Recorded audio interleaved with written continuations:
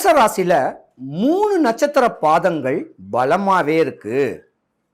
அஸ்வினி, பரணி, கிருத்திகை. அப்ப அஸ்வினி நட்சத்திரத்துக்கு அதிபதி கேது பகவான், பரணி நட்சத்திரத்துக்கு அதிபதி சுக்கிர பகவான், கிருத்திகை நட்சத்திரத்துக்கு அதிபதி சூரிய பகவான்.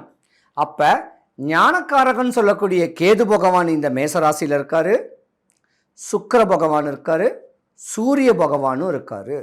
இந்த வீட்டுக்கு அதிபதியானவர் செவ்வாய், நம்பர் 1 ராசின்னு சொல்லுவாங்க.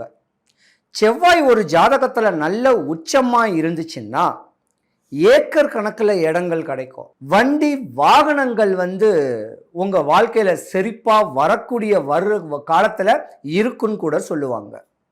நோயே வந்தாலும் 3 நாள் தான். கஷ்டங்கள் இல்லாம சுகபோகமா வாழக்கூடிய ஒரு தன்மையும், முன்னோருடைய சொத்துடைய அனுகிரகத்துல வாழக்கூடிய தன்மையும் இந்த மேசராசியில தான் நிறையவே இருக்கு.